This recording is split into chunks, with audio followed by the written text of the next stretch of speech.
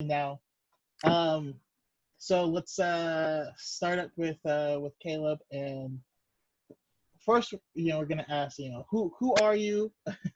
How did you get into Star Wars, and what does Star Wars mean to Who you? are you? Is that a quote from Maz Kanata? It is now. My name's Caleb, and I live in the Roseville, California. I got into Star Wars mostly through my family, of course Travis, and then also some friends. And there's a friend of mine who got me more into like the older Star Wars movies, and I came to like The Empire Strikes Back the most. Yeah. Yeah. Sorry. And he gave me some cool collectibles. I got some like Darth Vader figurines, Boba Fett, stuff like that. So I really got into that. Nice. Yeah. And Travis, same couple questions. Who are you? What got you into Star Wars, and what does it mean to you? My name is Travis Ramirez. I am a Star Wars addict. And We all. no, I grew up watching Star Wars. One of my earliest memories was watching Star Wars on VHS in like 1990. Maybe more like 92, 93. It's hard to say. But then when the special edition came out, saw all the original trilogy in the glorious theatrical experience. And at that time, I decided to dedicate my life to To the cause. Star Wars. Yeah. That's awesome. Yeah, and then I've shared it before, but I'm Brandon McKinney down here in San Diego. I've my earliest memories of Star Wars is watching an old VHS tape of Empire Strikes Back until it broke, and watching the special editions and then into the prequels. I kind of took a break from nerdisms in general for a while, until I really a friend turned me on to the novels and audiobooks and stuff, and that really got me back into it. Yeah. And then I haven't looked back since. And a lot of people may not know, but Travis actually came with me to Star Wars Celebration 2015, and that was my favorite con I've ever been to. Like, that was amazing. It was indescribable. Yeah. Actually, we were in the presence of Carrie Fisher, Princess Leia herself. Yeah. And Lando Calrissian. We watched Carrie Fisher make out with some random dude. It was really. Yes, that is true. And I really envied that guy. I mean, she was a little old at that point, but still, just to be able to say you kissed Princess Leia. I mean, hey. No, I got you. I mean, I'm not gonna knock it. All right. So this whole episode, we're going to be talking prequels, right? Prequel love throughout the entire thing. We are going to break down and talk about the individual films themselves. But to start with, we'll start with Travis. Like, who are your favorite characters and specific character moments that you just really loved? Of the prequels? Yeah. I'd have to say top 3 characters of the prequels would be Boss Nass, Watto, and Jar Jar Binks. No, the credits are no good at.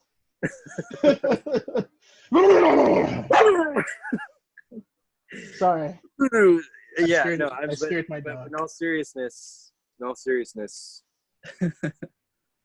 that those are my 3 favorite characters. No, I mean, I've never really like gone down and said like these are my favorite characters, because I think they all they all serve a certain purpose. And that's fine. But is there anyone specific that you identify with, or like if there's a version of Travis in the prequels, what character is that?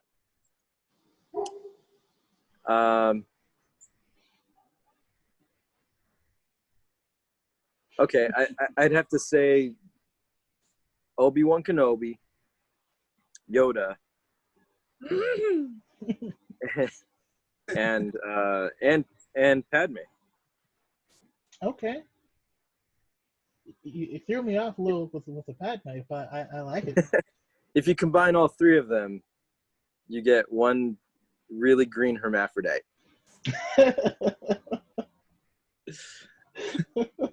and you're looking at him. No, I'm just kidding. No, that's great. I mean, for me, I definitely have to give it up to for Obi-Wan, right? I mean, the stuff that character goes throughout and still maintains him on the light side. Plus, we got to see where he started. Remember when he first when they first got Anakin, and he's like, "Why do I get a feeling you brought on another pathetic life form?" You know what I mean? Like he was kind of a dick at the to start with, but to see where he judging everything, where he got to, and how beautiful he looks with that full beard. It's so glorious. And I mean, episode 2 was a little, you could see the glue almost, but yeah, in episode 3 was top notch. That was the Jesus face. Caleb, what do you think? Well, yeah, I agree with both of you. My favorite characters were probably Anakin Skywalker, especially like in the Clone Wars series. It was cool seeing him go through his phases and battling the dark side. And especially the old Clone Wars series, I like General Grievous. Like they just made him like this huge monster that the Jedi had a hard time facing. And I don't think the movies really did him justice, but It was really cool. I like General Grievous. Cool. And Obi-Wan Kenobi. I agree with what you said on what he went through and all that stuff. It's really cool. Yeah. Actually, I like that you bring up Grievous. In the although the books are no longer considered canon, they aren't not canon. But what was it? Labyrinth of Evil. And in that book, it ends with the actual raid on Coruscant. So, like, it's about when, the Separatist army lands in Coruscant and kidnaps the Chancellor. It's everything that leads up to right where Revenge of the Sith starts. And, yeah, you get to read about him facing off against quite a few Jedi there, and he was pretty badass. Yeah. So yeah, I'm definitely on board. Yeah, well, General Grievous is a very interesting character because he actually foreshadows Darth Vader in the sense that he was originally an organic life form, and then because of his injuries, he became this machine. Half machine, half organic. He's more machine than man now. Exactly, and that was actually meant symbolically to foreshadow Vader. Yeah. Yeah, I love that theory of how the three of them, right? You have Maul being like such a cunning warrior. You have Dooku being a former Jedi, and then you have Grievous and him being man and machine, and together that's what Vader becomes, like former Jedi. Yeah. So that's super cool. No, I like it. What? And looks like we lost Caleb. Okay, there he is. What were you guys teleported to the other side of the screen?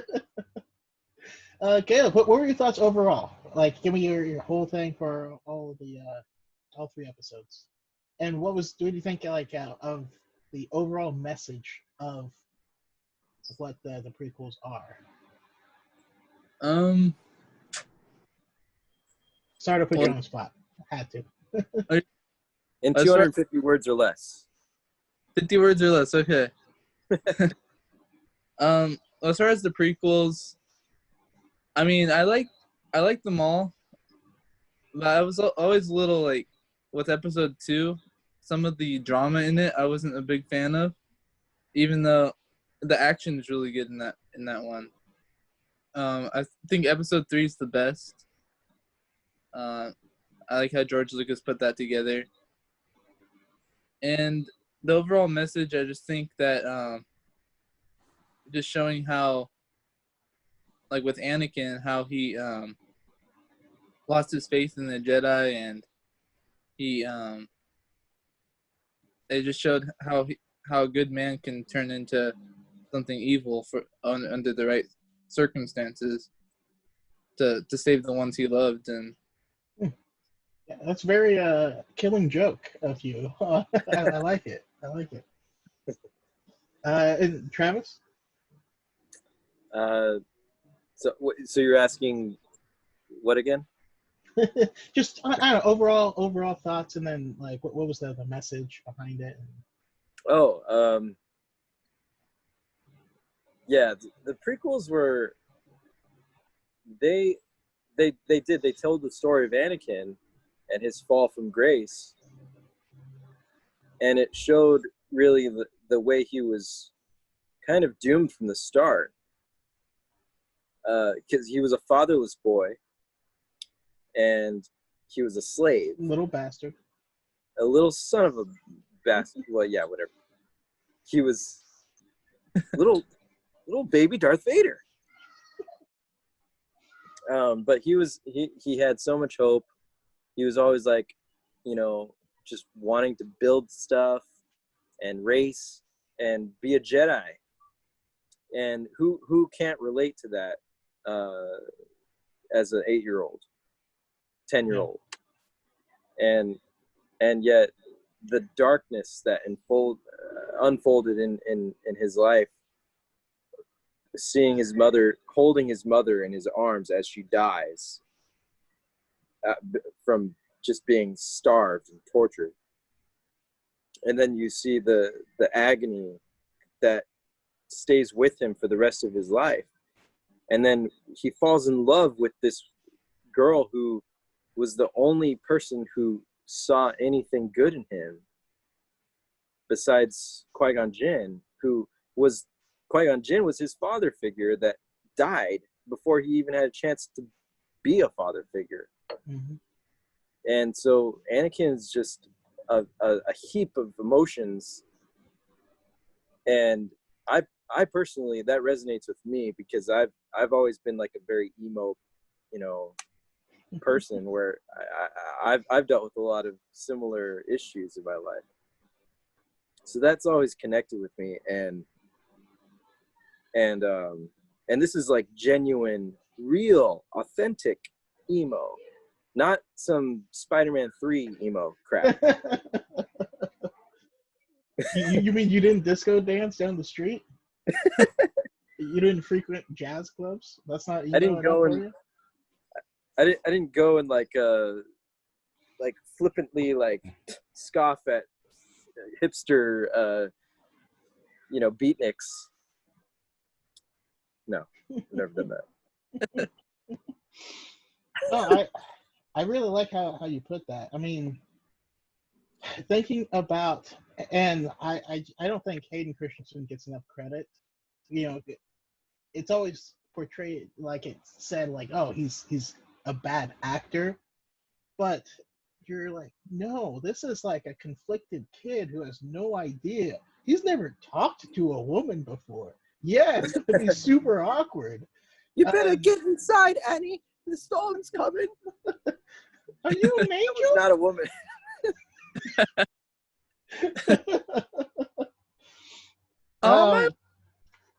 But I mean, imagine though, he wasn't able to save his mom.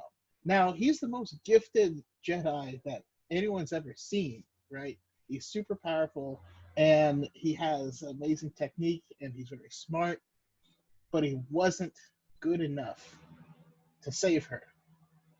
Yeah. And that He that wasn't he feeling, wasn't powerful enough to save her.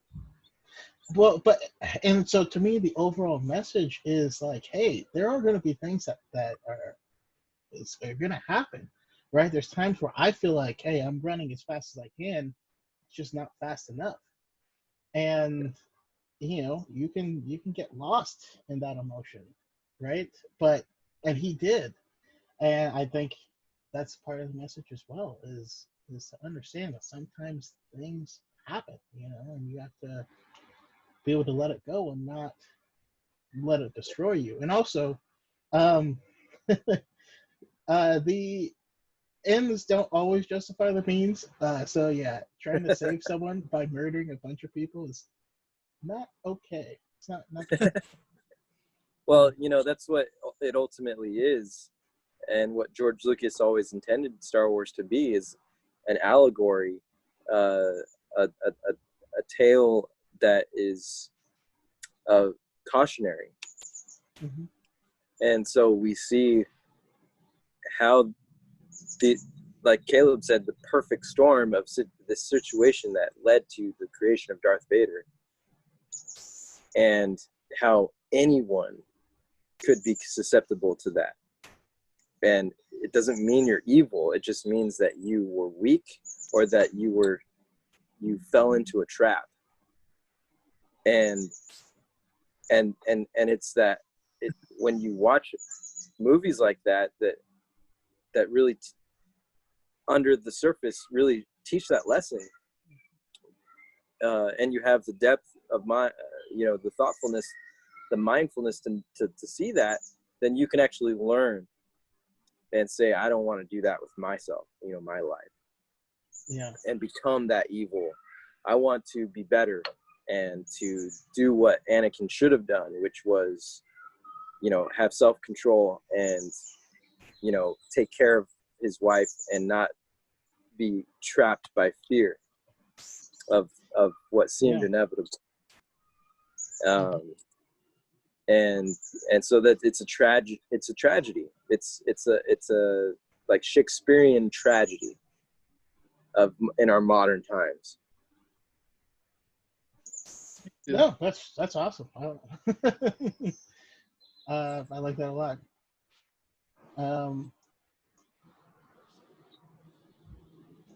I had an awesome point, but it's gone. So, It's okay. Actually, It's okay. one thing that I do often see come up when it comes to the groups and things is about the failings of the Jedi Order. I was curious what your guys' thoughts on it, because we do know that they did fail him, right? They did fail him. My point has always been that Anakin's an adult, and there's personal responsibility, as well as he was being manipulated by Palpatine since he was 9. We'll watch your career with great interest. That wasn't sincere. Great interest. Yeah. So, for one, you're being manipulated by one of the most powerful Sith Lords in history, who also happens to be like an amazing tactician and a brilliant strategist, who also is one of the most charismatic politicians ever. Like the most capable manipulator, pretty much ever, is Palpatine. And is apparently a vessel for all of the past Sith who's ever existed. We're not getting into that in this episode. But so Anakin falling to the dark side. Honestly, I blame the Sith Lord manipulating him to fall to the dark side most.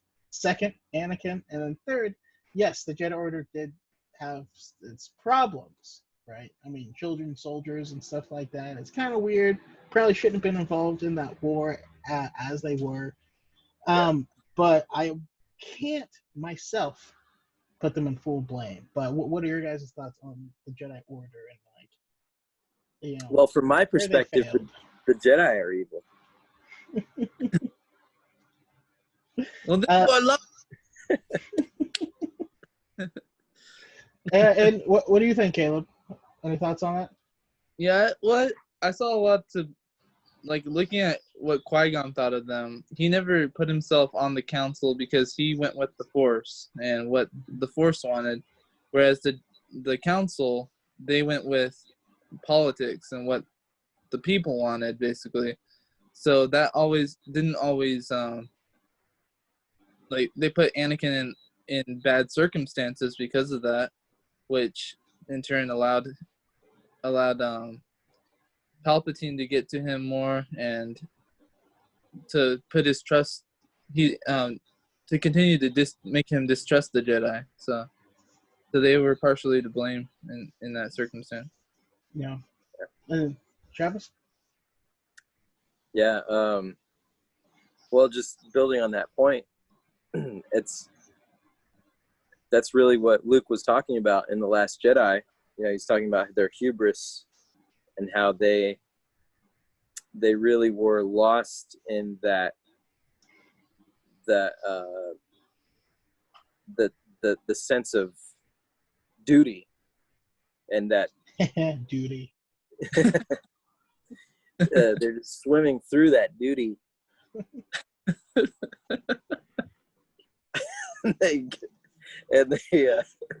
Mine was bad. Yoda. Worse. Yoda, being the oldest, as far as we know, the oldest that was on the Jedi Council at that time. He fell into that trap of duty. The duty. No, I get what you're saying though, and I think part of it is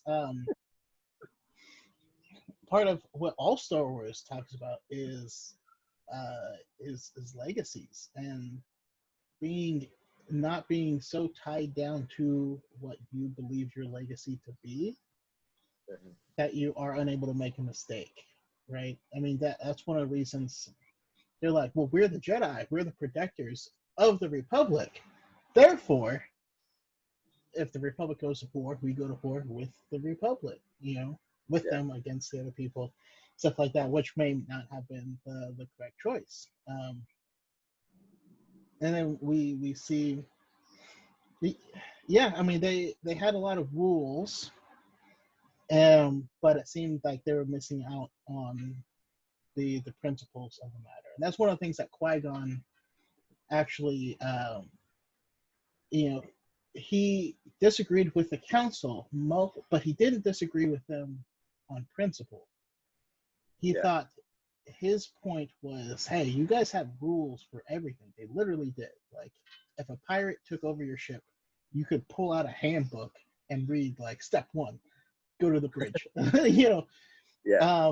And he was a firm believer that each and every situation needed to be addressed individually rather than follow a handbook, and that's kind of where that came from. And the problem with them is once the Sith know that handbook, they know how to manipulate you. They know exactly what you're going to do in every single sense all the time. Exactly. Yeah. You become predictable. So yeah, all right, let's jump to the first movie, Phantom Menace. Oh. Well, we'll start Travis because he's gonna pee if he doesn't. Looks like he's gonna explode. That's all. Yeah. Well, I actually started watching the Phantom Menace again today.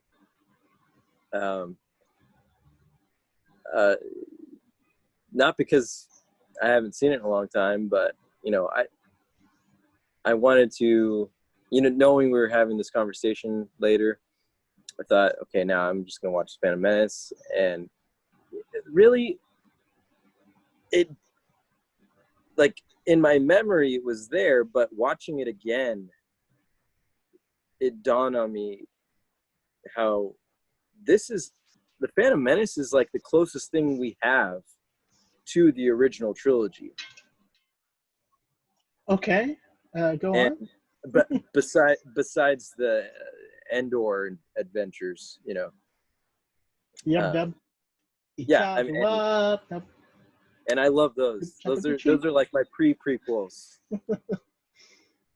But the Phantom Menace, just visually speaking, the way it looks, it's still really kind of looks almost like it's in that original trilogy. I mean, at the time seeing it in the theater, it was different. It was like you could see there was like CGI and everything, but it still had like that practical, very lived in grittiness, you know, that we see in the Mandalorian now. Yeah, you'd actually be surprised at. There's a lot of things in that movie that people think are CG that are not CG. They are Yeah. miniatures. Throughout the whole, all the Throughout the prequels. whole film, yeah. And it's the art direction that looked a little different, but a lot of Yeah. it was practical. Yeah, and actually that's it. Like the main difference in that movie is the fact that a lot of it takes place on Naboo, which is largely organic, and a lot of the technology is organic based, and that's very different from what we saw in the original trilogy, which was rigid, kind of very highly spacey kind of technology, you know. And in the Phantom Menace, you have the Gungans and their organic technology. and it's just a different aesthetic, but that's what I loved about it, because it expanded the universe of Star Wars, and you start to see that there are other worlds, other races that have different forms of technology and that are just as lethal and just as fascinating. Yeah, And that's like my number one thing is I love anything that makes Star Wars bigger, like broadens the universe, not makes it smaller. Exactly. But also what I loved about the Phantom Menace in particular is the opening sequence that really does have that original Star Wars feel, because they're docking into that Federation ship, and you have the protocol droid, you know, serving them tea, and dude, that is the greatest opening of any Star Wars movie, the Phantom Menace. I'm saying that as my firm belief, okay? Because you love the Neimoidians. Because I am super racist against Japanese people. No. Honorable Japanese businessman, yes. No, still coming through. I don't actually think those are racist characters. Okay, I think they're in, you know, George Lucas's way of incorporating and really not diversifying, but making the galaxy more inclusive. Let's face it, there are things that from the 90s in TV shows and whatnot that just wouldn't fly today. It happened. Let's leave it at that. I mean, you watch Rick and Morty, you'd be surprised at what flies. So, but my point is that that opening sequence in the Phantom Menace, we see Jedi in their prime for the very first time. I remember when I was in the theater that year, watching these Jedi melting a door with their lightsabers. Like, what? It's just melting molten metal, and then these like droidekas. Where are those droidekas? And it looked so cool. I mean, it looked real, like that. even the CGI still holds up to today on that scene. Not so much with Jar Jar Binks, but with others. With this particular scene, and then we see them. They're forced running, and like I didn't even catch that like the first time I watched it. It took me like 15 times to watch that movie to realize they're forced running. Force speed, yeah. And so these Jedi they're using all these like force powers and these things that we've never ever seen before, and it really sets the stage for the prequels. Amazingly. Definitely. How about you, Caleb? Your thoughts on Phantom Menace? Phantom Menace. Where did you see it, actually? You saw it in theaters, or? Well, it came out in 1999, right? Yeah. Okay. I was only 2 years old when that happened, so. Doesn't mean you couldn't see it. How old? I was like 2 years old. 2 years old. That's old enough. I remember stuff when I was 2. Honestly, the first time I remember it, we have the VHS of it still, and it's like the special edition gold case for the VHS with the like 3D effects. Oh, that's awesome. Oh yeah, on the case. Yeah. Do you still have it? Yeah. Yeah, we still. And it's worth it had like $1 million. Darth Maul in the background. It was really, really cool. Yeah. But yeah, I liked what Travis said about the new force powers that they show, melting the door. That was really cool. And one of my favorite things is the pod racing. Anakin going just on the planet Tatooine. That was really cool. Just all the effects and stuff like that. Dude, the sound design of that sequence. Yeah. It was so good. I mean, to be in the theater and feel that, like, like all that stuff. And I love the fact that the music doesn't start until the last lap, and so you're just in this race, and then all of a sudden, da, da, da, da, and you're like, oh, it's so hype. I get hyped just thinking. Yeah, and that was brilliant. That was George Lucas's direction, like the peak, because he was like, John Williams, it's not Star Wars without John Williams. We're gonna have 25 minutes without any music. What? Yeah. No, it's gonna add to the dramatics, and it totally does. And the reason why he chose that is he was inspired by Ben-Hur. And if you ever seen the movie Ben-Hur, that scene, I gotcha. Interesting. Ben-Hur was that race in Rome where they're, dude, actual actors, two men who were acting in Ben-Hur died making Ben-Hur, making that race scene where they have the wheels that like are sides, and there's you can actually pinpoint the second in the frame where the guys like fell off and were trampled by horses and died. Wow. We're getting off a little off topic. Okay, but miss those guys. But what I'm saying is he was sorry. inspired by that famous thing. Yeah, and it was but Star Wars version of. I enjoyed also in the Phantom Menace.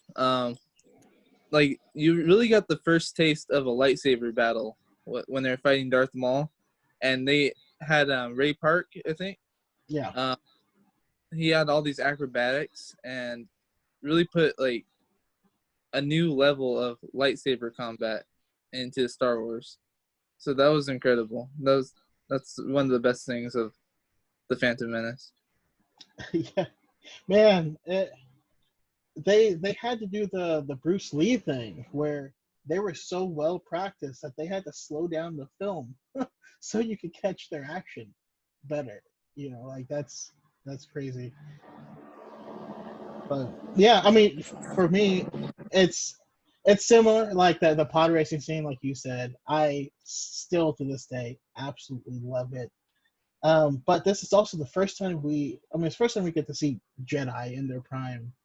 But it's also one of the only times we get to see what a Jedi mission looks like. Right? You're dispatched to go do this thing, and as they're doing it, all this other stuff is unraveling, and you're just like, you just have to go with it, you know, and see where it takes you. Um, yeah, we got to see Tatooine again, but you know, getting to see Naboo and it's like you said, it's foliage and stuff, and then looking at the Uragunga, the underground city, and then looking at Theed, um, it just they just brought so many new locations and stuff. It was I don't know, it was Yeah, awesome. it's I loved beautiful, it. and they actually used an existing a real place in, is it Rome or Italy somewhere, where that it's like I don't even know the name of it. I'll have to look it up, but it's that place where Anakin and Padme Rome is in Italy, but yeah, walking around. What is it? Rome is in Italy, but yeah, Yeah, I know. Yeah, that's what I meant. Lake Promo, I think. yeah. Actually, yes, But exactly. but in episode 2, that courtyard, it's like they're walking through this like hallway with all these like very large pillars. Do you remember that scene? Yeah. Him and Padme. Yeah. So that they filmed that in an actual location, and really they designed Theed based on that kind of old Roman uh, architecture. I just love that. I love that all of the artwork in the prequels is unsurpassed. It's like they took it in the original series was all of the what's I'm blanking. Uh, what's the artist name? Okay, Uh, I know who you're thinking of. I just can't think of his name at the moment. okay, but the prequels, Doug Chang is the guy who did all the artwork for the prequels, and I know anybody watching this video is going to be screaming at the screen like, "Oh, that original guy," and it'll come to me. But I've had a couple beers, so. Pablo Hidalgo. No, but my point is the artwork that inspired all of the scenes in the movies, the locations. It's beautiful. They have books of it where you can just page through and look at that original artwork. That it's like giving concepts of what the film would look like. And Doug Chang is one of the greatest artists. I remember getting the special Phantom Menace box set that came with a booklet that had all the art of the movie, and it was mostly Doug Chang. There were other artists in there, but you look at original concept art for Jar Jar Binks, for all the monster fish that were under in the planet core. You have like go fish! you have and Cool. the original Darth Maul concept art. Oh yeah, And I've dude, seen like that. this stuff, it just blew my mind and inspired me. Actually, something we didn't even mention at all. But considering, I really need to hear this from Caleb, because you were 3 years old when the movie came out. I want to know how you feel about Jar Jar. Well, bisa, muy excited. I don't know if Jar Jar's a bad character. He I've heard a couple of things like they had a original purpose for him and then went away from that. So Yeah, they were originally going to make him a Sith Lord. Yeah. Yeah, but I think he added a little bit of comedy to the movies and just made it fun. But I think Jar Jar's all right. He's not the worst character. Yeah, I agree. I agree. It's funny because ever since the very first Star Wars, since A New Hope came out, there's something to hate on in every movie, and Jar Jar, I feel, was and when it came out, I actually got swept along with that hate. But rewatching it now, he doesn't bother me at all. But yeah, I mean, A New Hope came out right then. When Empire came out, people were like, "Oh, they added that stupid puppet," and then also, there's no way Darth Vader's actually his father. People didn't believe it. You know, Return of the Jedi came out, people hated it. They're like, "There's these little teddy bears running around. Like, this is stupid," and it's just gone on and on. Um, but I actually mentioned it on my last, podcast episode. But they actually had, Ahmed Best, the actor who behind Jar Jar. I mean, that role almost ruined his life. He almost committed suicide because of all the hate that he got from this community.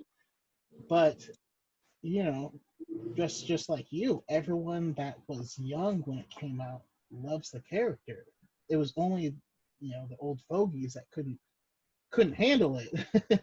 And seeing how much love he and support that he gets right now is awesome. I just love that myself.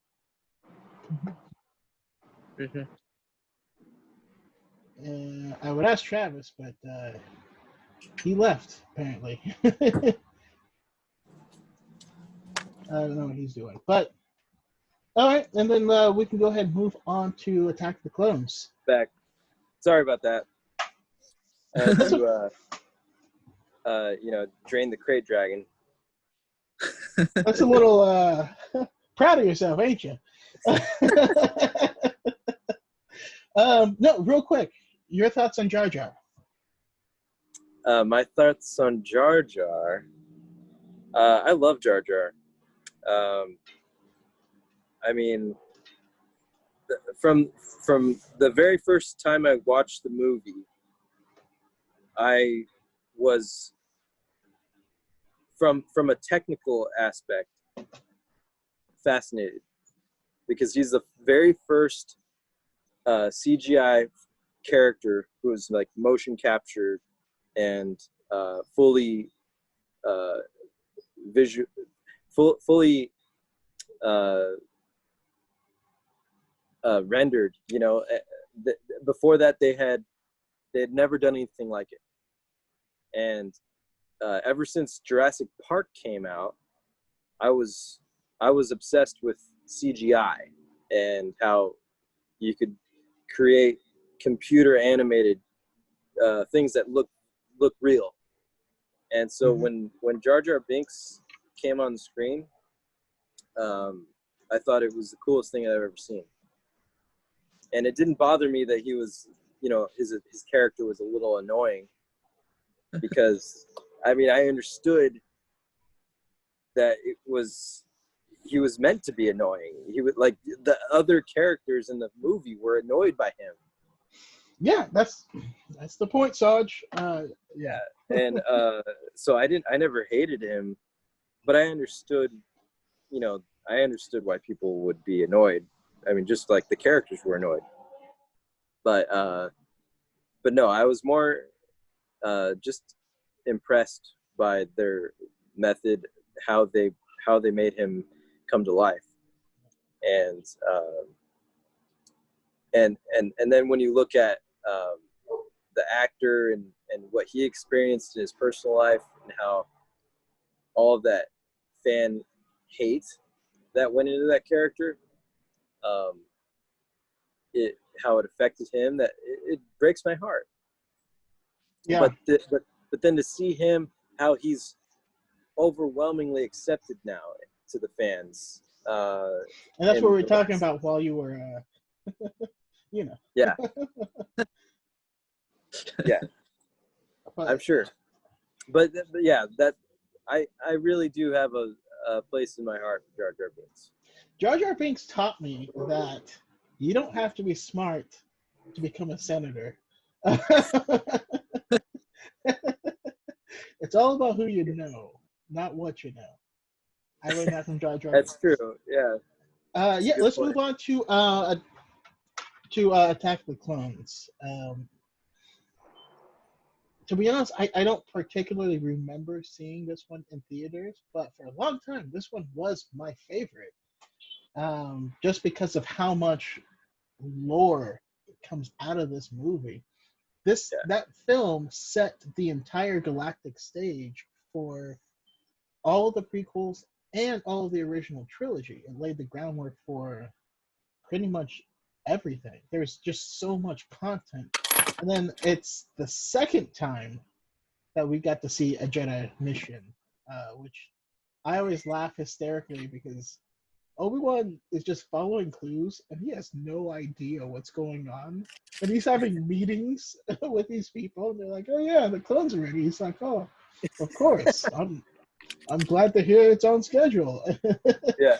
And like, He's just playing along. it's yeah, I always thought that was really funny. And then there was some good action and we actually got to see the first full CGI character in an action scene, which was Yoda. Yeah. Also, I'm happy they got rid of the really creepy puppet Yoda. I don't know if you remember that. Yeah, I do. Um, That was the thing I hated most about. Probably the only thing I hated about the Phantom Menace. It was like, ugh, he looks like the Leprechaun.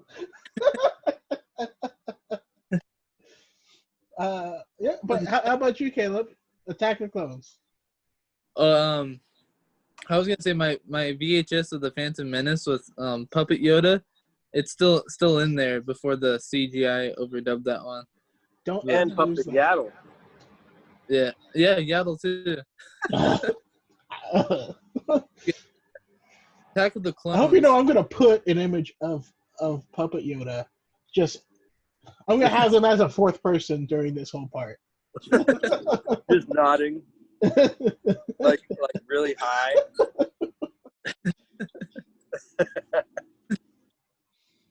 Yeah, the Attack of the Clones. I remember that's one of the movies I have a memory of going to see in theaters. Not really the movie itself, but just like the excitement of going to see it. Mhm. And I really like the opening, like where they land on the platform into Coruscant, Mhm. and just really the action in that movie was really good. The battle arenas, just character development. I really liked it. It was really cool. Okay, we're in the battle arena, and then the three creatures come out, and one of them is going to be your pet. Which one? What do you choose, Caleb? They're all cool in a certain way. I kind of like the praying mantis type Yeah, guy. it's Acklay, I believe. Yeah, that was probably the toughest one, and chasing after Obi-Wan, and then finally he gets his lightsaber and he just demolishes it after that. But yeah, it was pretty cool. And then I like the little rat tiger. I don't know the name of that one either, but yes, that is a. Oh my goodness. Okay, I'll have to come back on it, but yeah. in the Legends books, Jason Solo, his daughter had a pet one, and they had like a force connection. It was just really cool. I really loved it. But same question to you, Travis. I think my choice would be the rhino type thing, whatever it was. I forget what it's called, but I think that would be cool to have and like ride around like Donkey Kong, just like smashing through stuff. Yeah, so that one was a reek. Do you remember that? Yeah, the Reek. Yeah, And I think he's related to the Mudhorn. actually, I think they are related to Mudhorns. Actually, and then the cat thing is a Nexu. Oh, I'm sorry. Nexu. Nexu. Okay. So I would have the pet Nexu, personally, because it's like a cat that's horrifying. We used to play this Star Wars like turn-based board game thing, and one character controls the Empire, and he would often deploy Nexus against us, and they were terrifying, and they could pounce, and Yeah, those things are hell. they Natural clean born damage. killers. Yeah, it'll rip the midriff of your shirt right off, you know. And Yeah. But sorry, I think I actually interrupted you. You can continue talking about the movie, Caleb. You- Yeah. So there would be the Reek, and then in that arena battle, I would also take the Padme. I mean,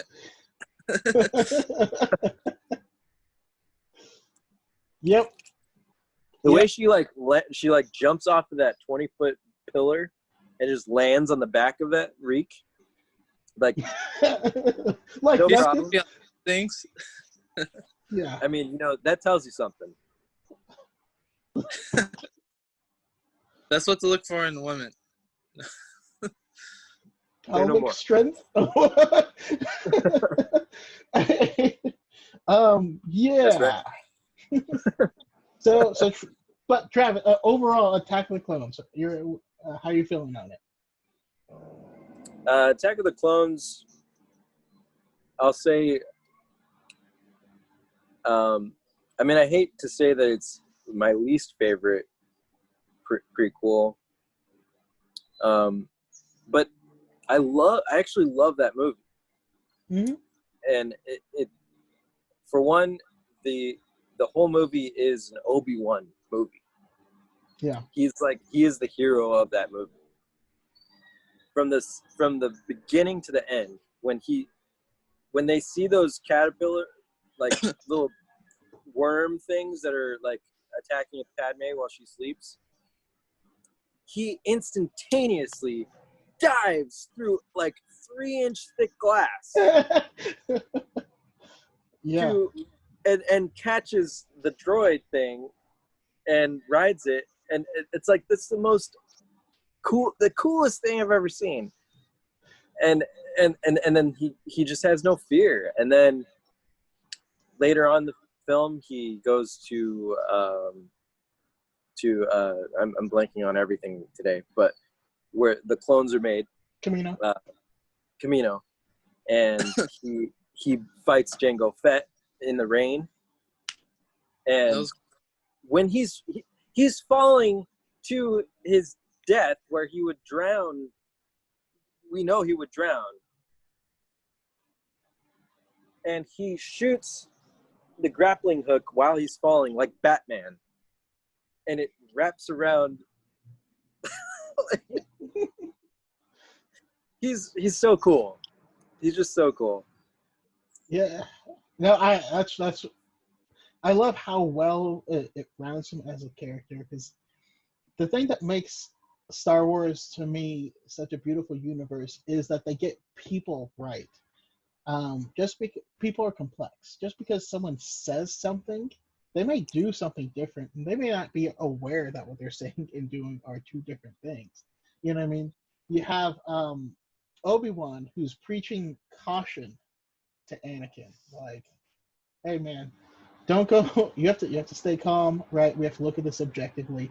That's the same guy that's diving out the window to grab the probe. I don't know. His character growth, because he's the same action wanting to fight character that we met in the Phantom Menace, but he's also gained a bunch of wisdom, but he still has that kid in him. And it's further evidence that that honestly he's not the person that should have been training Anakin, because Anakin's being trained by what's more like an older brother than a father. And while that's fun, it may not have been the best choice. I don't know. Well, yeah, and that really speaks to what Dave Filoni said in the episode of what was it, Galaxy or Gallery? Gallery, yeah. A couple weeks ago, he was talking about that, how Anakin needed a father figure, and Qui-Gon was that father figure, but because he died, Kenobi was the one left to raise him, and yet he didn't. He thought of him as another worthless life form. And Obi-Wan so was a Padawan, by the way. Obi-Wan was not a Jedi Knight when Qui-Gon died.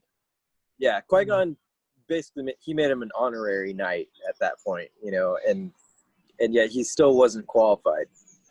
And he actually, and Qui-Gon, in there's a canon novel from a certain point of view where in there Qui-Gon appears to Obi-Wan as a Force ghost. He's been training with Obi-Wan and apologizes. He calls that his great failure, right? He says he failed. You weren't ready to have a Padawan, and I forced it upon you against the Council's wishes, and he apologizes for it.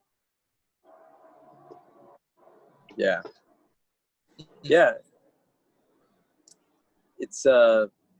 It's amazing the growth that he makes throughout that trilogy, because he never becomes more than a brother to Anakin, and like a brother to me.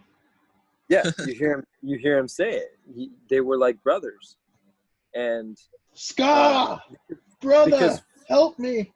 Sorry, different movie.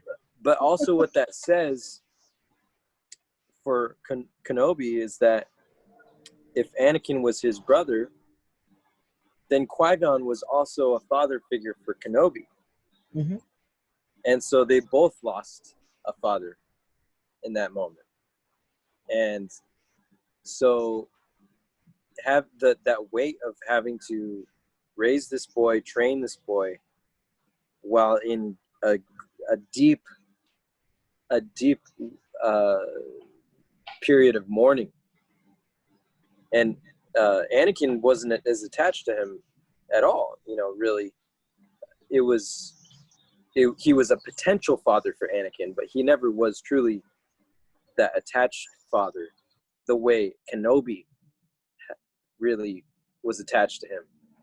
So it really makes you think about how, despite all of that, he still had to forge ahead and train the boy. Yeah. So Obi-Wan really, really, he has all of my respect, and he did the best that he could. It's just that he just wasn't capable. I mean, there wasn't. No, it's like being a teenage mom,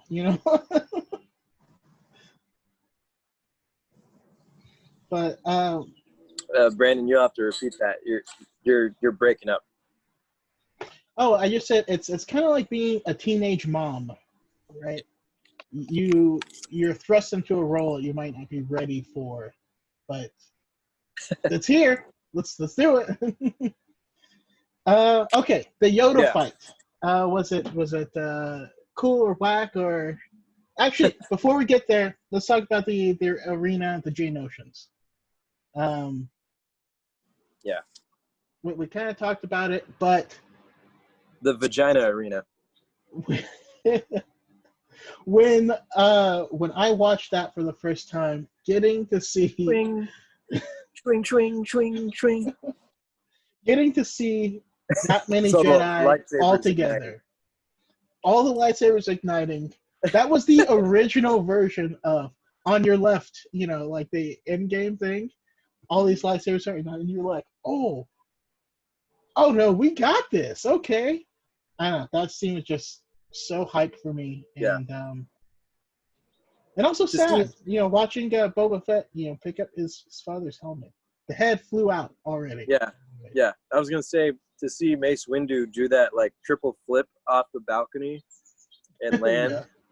and then he kills Jango Fett like easily. Yeah. It was cool, man. That's one Bamf right there. Isn't that on his lightsaber? Go ahead, Caleb. Yeah. Pretty cool scene where it's just the three of them, Obi-Wan, Anakin, and Padme, and they feel like they're nothing's gonna happen, and then all the Jedi show up, and there begins the battle of the Clone Wars, and it was really cool. They all knew they were going to die there. And yeah. And then so then we get to the two fight scenes, right? We have Obi-Wan and Anakin against Dooku, and then Yoda against Dooku. We'll start, Caleb. Thoughts on the scene? Yeah. Yeah, I really liked how Count Dooku was he was a powerful Force user trained by Yoda, and so with Anakin's inexperience at the time and Obi-Wan, he kind of plowed through them at that time. But then Yoda shows up, and it's the first time we get to see Yoda with the lightsaber, and he's just like flying all over the place, and then his Force abilities too, like how he's able to stop everything, stop Count Dooku's attacks. The only thing I wish he would have done was when Count Dooku pulled down the pillar and Yoda picked it up to save Anakin and Obi-Wan. He should have thrown that pillar on Count Dooku's ship to stop him. And then they would have captured him there, possibly. But anyways, it was a cool scene. But a true Jedi always uses his powers for defense, never for attack. Yeah. I don't know. They were attacking pretty well. No, but I love the scene too. Do you think, because I hear about 50-50, was Yoda's fight scene a betrayal of his character? No way. Yoda was, at that point, at least 850 years old. And he had fought in countless wars. And he was a Jedi, wielding a Jedi's weapon, a lightsaber. It would make no sense if he just, oh no, I can't use a lightsaber because I'm small, because I'm Yoda. Like, no, of course he had a lightsaber, and he knew how to use it. And all of the flipping and all the crazy moves that he was doing, that wasn't because he was agile or not old. He was using the Force, okay? He could use the Force to lift an X-Wing out of a swamp that weighed who knows how many tons. He could use the Force to lift his fragile little body and flip around. Power to weight ratio, right? He's like a Mazda Miata. Yeah. So, I mean, essentially he's creating a force field around his body and like just torquing it, and not twerking it, torquing it. I would pay money to see that. But what I just watched recently, a behind the scenes, or it was like an interview of one of the artists, and I think, or he might have been a choreographer, but he was talking about that Yoda scene, and that it was his idea to have Yoda like throw the lightsaber, and so he'd be like flipping around, like going back and forth around Count Dooku, and the lightsaber would be like flipping around, like, so it was this cacophony of action, and in order to confuse his enemy, is amazing. And I mean, as ridiculous as it looked, I mean, it was supposed to look ridiculous because he's ridiculously good. Yeah.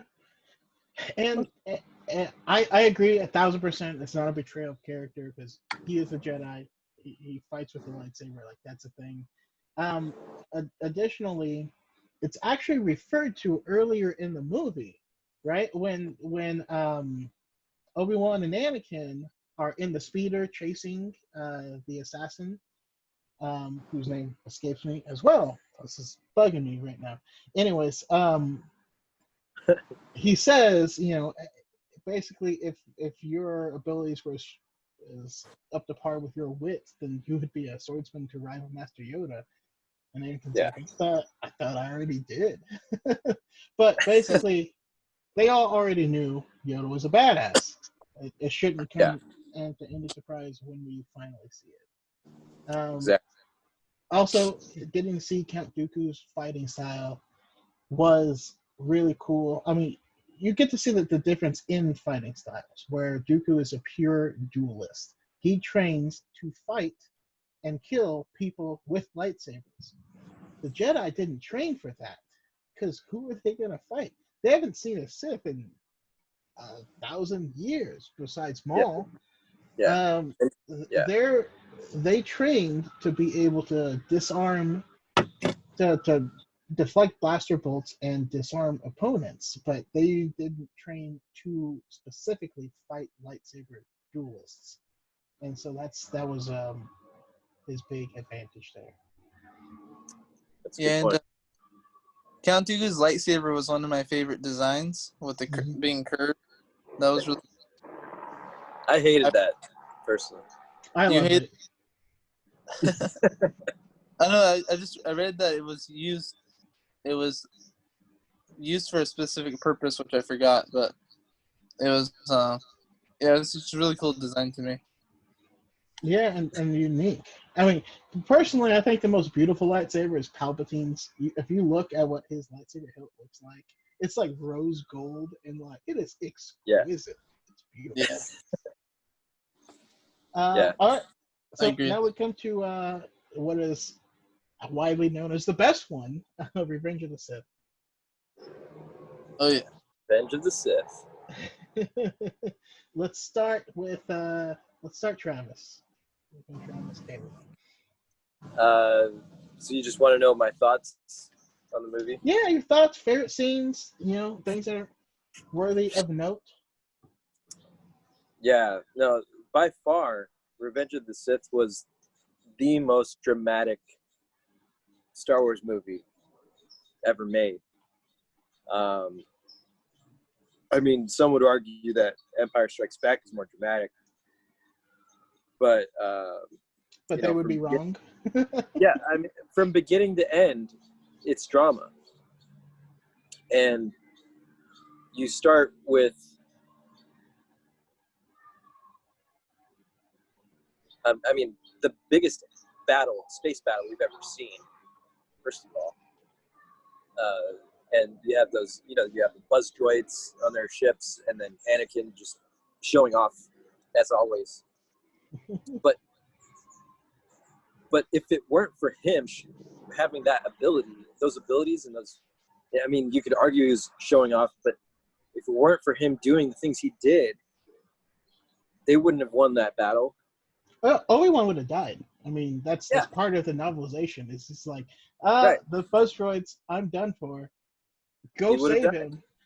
And he's like, no, I'm not going without you, man. Like, let's do it. Yeah. And then they get on the Star Destroyer. They rescue the man who is their ultimate demise. Like, it's so ironic. And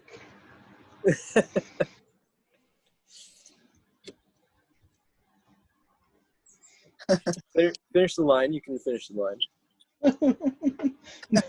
No, nothing too fancy. But no, keep going. But yes, I mean, I'm not talking about the Alanis Morissette song. But isn't it ironic?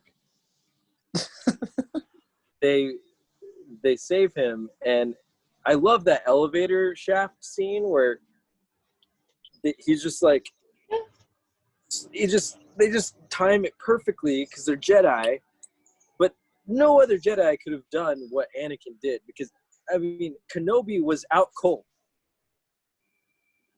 and Anakin had him on his back, and then the Emperor like just swung him into another level and like just jumped like at the right moment. It's just really, really, really, really unbelievable. And yet Anakin was capable of it. And then you see R2-D2, and he's like using jetpacks that, what? He had jetpacks this whole time? And, and he lights these droids on fire. I don't know. It's one of the coolest movies ever. And that's just the first 5 minutes. Yeah. But my favorite scene in that entire movie is the scene where it's Anakin. No words are spoken in this scene. Anakin is looking out his window, and it's sun setting. The sun is setting on Coruscant, and he's contemplating. And the Jedi Order. Yeah. He's contemplating the things that he is about to do and the decisions he has to make. And it cuts to Padme doing the same exact thing, looking out of her window. And the music, the score, John Williams, it is the most heartbreaking. And Across the Stars. It's so beautiful. Yes. And you see it really encapsulates the meaning of the film, which is, this is pod racing.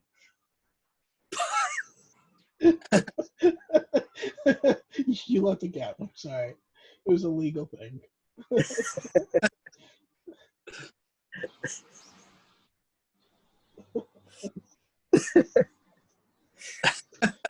Essentially, yeah, because there's only one winner, and it's Palpatine.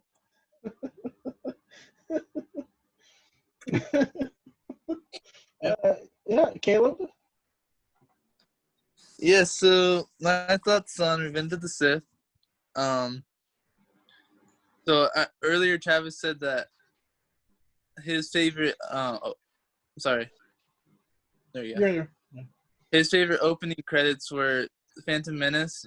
Mine is Revenge of the Sith. I just like the introduction into the beating drum and just all the colors and the Battle of Coruscant where they're flying into that. That was really cool for me. I remember that in the theaters. And what you guys were talking about, the elevator scene, that was really cool. And basically seeing how Anakin's power grew so much, where he was able to... My powers have doubled since you last met me, Count. I doubled. Sorry, go ahead. He defeated Count Dooku. So he was so much more powerful during that time, and then just seeing how the Emperor was able to turn this good man that we see in the beginning and make him change his thoughts on the Jedi and everything in the movie. Yeah. There was a scene where it was basically like a Mortal Kombat, like, finish him. Do it. No, but the way that scene was mirrored with Mace Windu later, but the only difference is in Mace Windu's case, it was actual. So in this one, Dooku has been he basically he can't wield a weapon to save his life at this point because he has no hands. He is nubbing it, and still, you know, at the coaching of Palpatine, Anakin kills him. Later in the film, we get the same thing, except it's Palpatine that's on the ground. See, the problem is, since Qui-Gon was gone, Anakin didn't have that father figure. He found a father figure in Palpatine. So, yeah. So Mace has Palpatine pinned, and yes, according to the Jedi Code, he was unarmed. Of course, there's lightning coming out of his fingertips. So I don't know if you count that as unarmed, but you know, he should have been made to stand trial. But Mace is like, this guy runs the Senate. He runs everything. He can't stand trial. No, he is the Senate. Exactly. Not seeing those scenes mirrored was really cool, and how it ultimately was Anakin's decision. It wasn't the failings of the Jedi, because he had been in that exact same position before, and he made his choice. Yeah. Oh. That's one of my favorite cut lines from that movie was when Anakin was, you know, about to execute Count Dooku, and the Emperor, he says,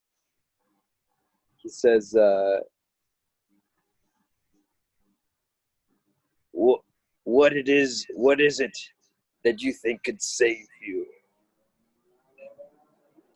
And Count Dooku says, I don't know, I'm stumped.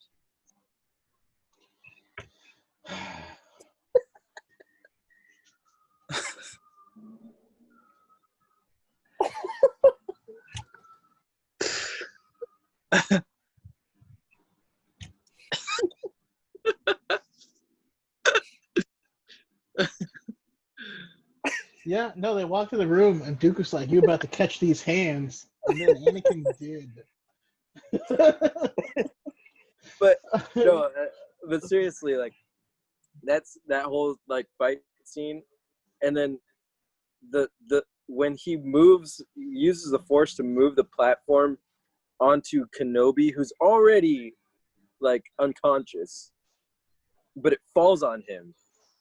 That is the worst CGI in all of Star Wars. That scene right there. There's one other part from the only thing that's worse than that is in Attack of the Clones when Anakin levitates the food to Padme and then the bite disappears before she The takes apple. it. That kills me. What about this is the fork? She like catches it with the fork. He uses the Force to the fort. No, what if Obi-Wan would be very grumpy if he saw me doing this. Okay. Stop. What about fighting Obi-Wan? And I didn't quite catch that. You know, actually, that wasn't an apple. It was a kumquat. Little known fact. That makes the world. Caleb, what were you saying though? I just I remember that this one about when he was fighting Obi-Wan on Mustafar, and after he lost, around and shuttle flies over the lava, but you see the shadow of the shadow of the shuttle on the lava, which was a kind of a bad a source of light. Yeah. Yeah. Okay. No, I like that. But actually, Caleb, you didn't mention the actual General Grievous fight. Okay, yeah. Either that part escaped me, but yeah. Much like Obi-Wan and Anakin. The first one, the first one, General Grievous knew he was fighting against two of the most powerful Jedi, And he knew if he stood there, he'd be doomed. So the best thing he did was escape, and that's what Count Dooku taught him, to just escape. So that's why he survived so long, because fighting against the two most powerful, one of the two most powerful Jedi, and then the Into second abandoned ship. one, and then when he's fighting Obi-Wan, just his you see his two arms come into forearms, and he has these lightsabers, and just the sound of the lightsabers humming, that was awesome. And I still remember the first time seeing that in theaters, and I was like, "What?" Oh yeah. it was so- And then of course we got the hello there. General Kenobi. You not realize you are doomed. I don't think so. I've always thought that the camera like zoom on his face was really weird in that scene, but that's just me. Oh, I don't think so. Yeah, so those are really cool action sequences, I thought. Is it just me, or is that lizard that he rides? Varactyl. What is it? A varactyl. A veracule, yeah. I want one of those. Yeah. Those are awesome. Yeah, I mean, it would be so much easier to have one of those than like a car. And so Obi-Wan was someone that actually hated piloting, but would much rather, ride on a living animal because he knows that he can trust the animal to not die, and, and things like that, And that's just one of the cool story, juxtapositions between the two, where Anakin wanted to be in full control. That's why he much preferred machines versus Obi-Wan, who would prefer a living being to force connect with, because they could help out each other. Right. But yeah, no, I just love the heck out of this film, because I felt back as Travis, you kind of stole my scene of them being in the two separate rooms and it's just quiet, because there's just volumes that are coming out.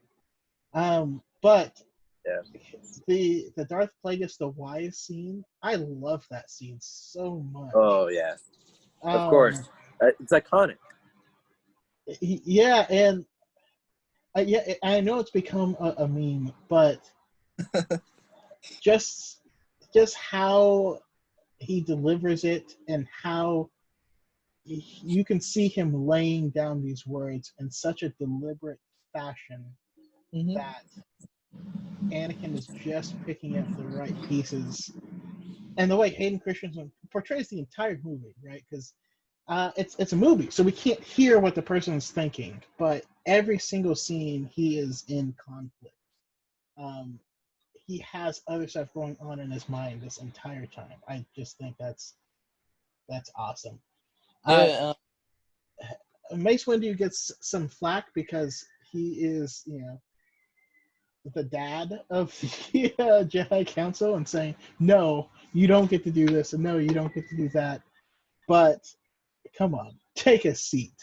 That whole scene, we will recognize you as being part of this council, but you're not a master, is important, because Palpatine basically got himself a seat on the council, and then is using Anakin as his proxy, right? Well, as a proxy, you don't get a vote yourself. Otherwise, you can get 2 votes or manipulate things. Like, Palpatine put Anakin exactly where he wanted to be, but at the same time did so in a way that meant he was actually further from his goal and not closer to it. And just the whole writing behind all of his thoughts and motivations and everything I found just to be beautiful in the film. Mm-hmm. Yeah, if I can further on the Darth Plagueis the Wise scene, it's interesting that how the Emperor, he was talking to him about the Jedi and how they were. Anakin goes on to say, the Jedi only use their power for good, and he's like, good's a point of view, and Anakin, the Emperor could see he wasn't getting anywhere really with that conversation because Anakin was taught about the Jedi, but then he goes to switch his motivation on what Anakin wanted, on saving the ones he loved. So the Emperor just changes his conversation to fit what Anakin wanted at that point to really get him interested about learning the dark side and something new. Yeah, it was genius. And something, because there's quite a few things that were in. If you have not read the Revenge of the Sith novelization by Matthew Stover, please go read it. It's one of the best things I've ever read in my life in general. Wow. It's that good. But he expands on, Palpatine talking about him. And sorry. It's one of those. You can't have a forest tree without bark, No, but basically, Palpatine says to him, like, do you know what I would do if a Sith Lord was standing in this office right now? Like, I would ask him if there's anything he can do to help end this war sooner. See, upon hearing a Sith, the Jedi just want to kill him. Well, did they do anything wrong yet? Is there anything he can do to help us? The way that Palpatine played with that narrative was just expertly done, and yeah, he's a master, a master at his craft for sure. That's why he was in power for so long. Yeah, I agree. I mean, Palpatine is more intelligent and more powerful than anyone knows, and that's really the clincher, because everyone underestimates Palpatine. Mm-hmm. Even the ones who defeat Palpatine have underestimated Palpatine. I love that about the Clone Wars show is you see how many different plans Palpatine is running at the same exact time, and how some of them fail. It just happens, right? He had plans to kill Padme, and he had a lot of different plans, but as long as he had contingencies for every single plan, even his own death. In fact, the whole prequels, now that Rise of Skywalker is out, all 9 movies are basically about Palpatine. Yeah. I mean, the underlying, he's the protagonist, or excuse me, antagonist. I want to see a Star Wars film where Palpatine is the protagonist. From a certain point of view, like Sith propaganda. I'd watch that. A propaganda film, yeah. A palpaganda film. The Palpaganda. Yeah. Yeah, I mean, basically the story of how he grew up and then succumbed to the will of Plagueis, but then subsequently murdered his whole family. Yeah. I don't know. I take it back. I don't want to see that. Okay. But it would be fascinating. There's a lot of people who would watch that because, it's like making a murder. Yeah. Making a galactic dictator. Yeah, I could see that being on Netflix for sure. Yeah. Okay, so we've talked about most of the things. Final fight scene. Brother against brother. Anakin and Obi-Wan. The high ground. Let's go. You underestimate my power. Caleb, I thoughts? estimate my power. Well, yeah, that was an iconic scene. I'd say the best fighting scene in Star Wars. Agreed. I have brought peace, freedom, justice, and security to my new empire. Your new empire? Don't make me kill you. You will try. I saw that the original way that Anakin was gonna lose, it was like where Obi-Wan swipes at his legs and he falls into the lava or something like that. But I liked how the final scene was cut where it was really Anakin's what's the word I'm thinking of? Anakin's overconfidence that led to his demise. And it kind of goes into how later as Darth Vader, how he learned from that and really he had to learn new ways of how to use the Force to defeat his enemies rather than just on himself. So that was a good scene.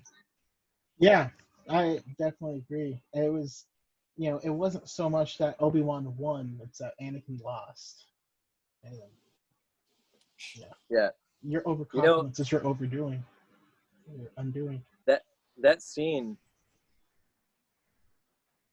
There's something about that scene, specifically that no person of your age, Caleb, and younger, will ever be able to grasp. Unfortunately, because there was a time where only the original movies had existed, and so people who experienced those first 3 movies, we saw Vader, we saw him in his prime, and then in his fall from and his redemption. We saw all of that, and the prequels, didn't exist. The Clone Wars were only legend from what Kenobi told Luke, and rumor.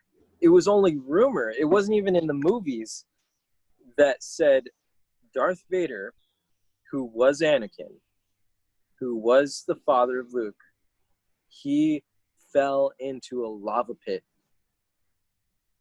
and was scorched and burned alive, and then became Vader. And all of the machinery that he wore was keeping him alive, the mask, everything. And that was lore. That was legend. We had never seen it on film. Not even in the movies did they mention a lava pit. But we knew there was a lava pit. It was rumored.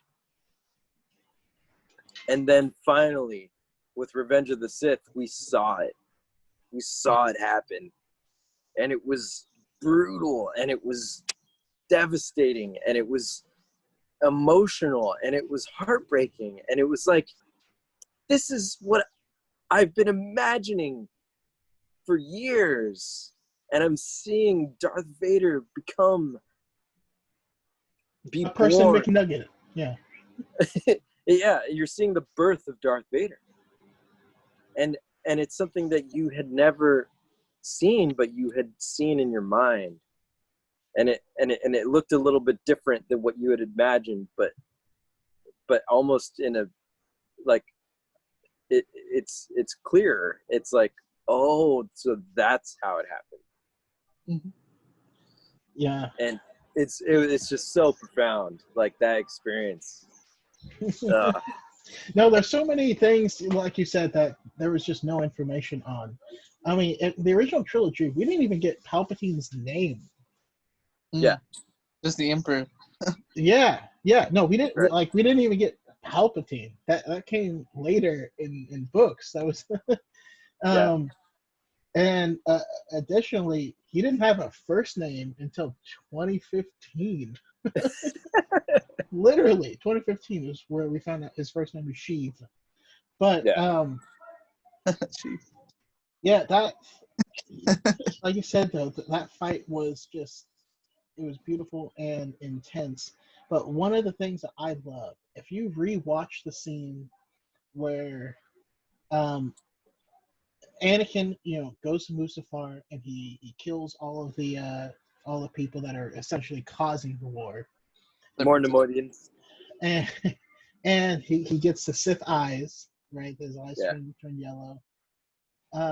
The music that plays there, I love that music, and the music that plays there is the basis for what Kylo Ren's theme is. I want you to rewatch that scene like tonight and like get back to me. But like that scene is the basis of Kylo Ren, which is one of the things I love about the character because when Padme lands, Anakin is like, "Well, I'm more powerful than the Emperor. I could overthrow him, and then like we'll run things." And I think that's actually what we were supposed to get with the new films because Kylo Ren is essentially a prime Anakin, and he does that. He overthrows Snoke and starts to run things. I don't know. Like I love. It's like I love poetry. all of it. It rhymes. It rhymes. Yeah. Yeah. Okay. Going along with what Travis was bringing out, I mean, I wish that when these movies came out, I didn't appreciate them as much because I was a little kid, of course. And You just but I can't. remember I like when the marketing was coming out with like the cereal boxes and seeing the artwork of the lightsaber battle on Mustafar. I remember that, and even like the Burger King toys of Star Wars, those were really cool. Yeah.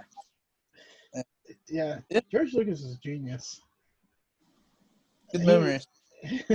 Yeah. So I mean, which one is your favorite of the trilogy, Caleb? Revenge of the Sith. Travis? Phantom Menace. Okay. I'm Revenge of the Sith as well. I used to be all about Attack of the Clones, but the most recent 2 times I've watched it, I've fallen asleep during the movie. so that tells me it has pacing issues. But also I can't fall asleep during either of the other 2. I can't. Yeah. Well, it's in my opinion, Padme is hottest in episode 3 and 1. When she's 2 pregnant? is kind of like And when meh. she's a child. Cool. Gotcha. Also, I do have a weird hot take. There is one person that I want to see a spin-off of. That person is So Dexter Jetster.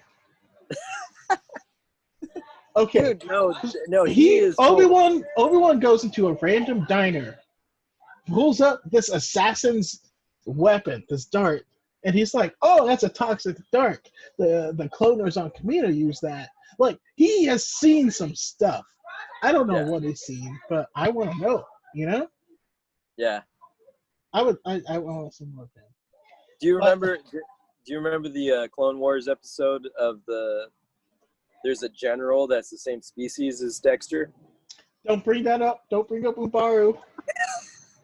I'm not crying. You're crying. Okay. No, but dude, that's one of my favorite Clone Wars episodes, or a series of episodes, because that episode traumatized so many children. I mean, it's dark. It's so dark, but it really, really shows. It's like Wesley Snipes. It just shows the brutality, the major action, and like it's like the Saving Private Ryan of Clone Wars, in a way. Do you remember that episode, Caleb? Oh yeah, definitely. How That do you feel was about it? the turning the clones against themselves. Like they later have to defeat this somebody that they're supposed to trust. Um, defeat this. I don't know what you would call him. Not a Sith, but a dark Jedi, basically. And Yeah. He was a dick. yeah, He was a dick Jedi. yeah, they had to go against the order basically in order to, because the Dark Jedi. So that was pretty intense. Yeah, and then didn't it result in their finding Echo? What's his name? Echo, or the guy who was he had the clone that was executing Order 66 prematurely. No. That happened much later. That happened later? Yeah, that was the Netflix season of Clone Wars. Yeah. Are you sure? 1000%. Oh, okay. For some reason they bleed together for me. But I mean, there's so many episodes, Yeah. I kind of get lost. But yeah, I love that. I love that episode. And so Dexter Jettster was the same species as that guy, presumably his cousin. And that's headcanon. That's headcanon. It's slightly racist. They don't all have to be related. I'm just saying. I mean, I wouldn't say it's racist. It's just ignorant. That's all. Okay, that's fair. That's fair. Okay, so I mean, we kind of covered all the grounds. All the movies and the overall thoughts. I want to thank you guys for coming on and being part of this. I really love the positivity that can come out of the Star Wars community, and that's what I want to focus on. So I really love that you guys are the same way. Yeah. But yeah, do you guys have any final thoughts? What's up with Caleb?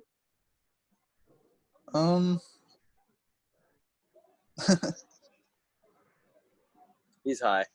I appreciate I appreciate you Of having course. me on, and I enjoy talking about Star Wars, as you can tell, and yeah, learned some new thoughts about some characters and things I didn't know before. So it was really cool. Thank you. Oh yeah, thank you for coming on. I mean, my big thing is that I'm one of those nerds that I'm like 120 Legends books deep, and I've read all of the canon novels except one. Actually, what day is today? Okay, another one's coming out in 2 days, so I'll be jumping on that one as well. But you don't need to consume everything to be a true fan, and what I like is talking to people that are true fans. That's all I care about is you love us, it's impacted you in a positive way. That's what I like to talk with people about. So I'm happy to talk with everyone. Travis, final thoughts? Yeah, I mean, man, there's so many thoughts. The prequels they're diamonds in the rough, and there's so much good, so much amazing George Lucas isms throughout the entire prequels. The originals exist only because George Lucas is a genius, and he was determined to create using whatever technology he had to create his vision.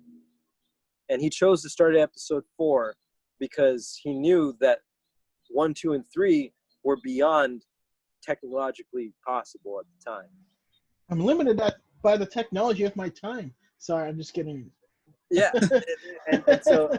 and so he Howard when he Stark finally vibes. saw that the technology had come to the point which his own company had developed, ILM, finally he's like, okay, we can do this. We're going to do it. We're going to do episode 1, 2, 3, and beyond. And they executed it with precision. And George Lucas, he sets the tone for Jon Favreau, for Dave Filoni, for all of the future Star Wars creators, saying, don't be limited by the current technology. Don't limit your imagination. You let the technology be limited by your imagination. And so they have taken this principle that George Lucas instituted in 1976 when he started filming, probably 75 actually, 74, give or take. But he had this principle that I'm not going to let technology limit me. And so that's what we're seeing in the prequels. That's what we see in The Mandalorian. Mm-hmm. And so that gives me so much pride, so much hope, so much inspiration. And what is an intrinsic part of Star Wars history is the music of John Williams. And he has scored every single Star Wars movie from 1 to 9. And sadly, that's probably going to be it. And yet that's a complete foundation for what we will see, for what's to come, what's inspired the musicians who made Rogue One. And that's a beautiful score in itself. And Solo. But what I will leave this on is in The Phantom Menace, the very ending scene where they're celebrating the liberation of Naboo in the Federation. Yeah. The big orb. Oh, Boss Nass. Peace. I'm used to know have a blue ball. Yeah. Okay. So that terrible singing that I just did, it represents a certain musical progression, and that actually is several octaves lower, or excuse me, several octaves higher, but identical to the Emperor's theme, which is and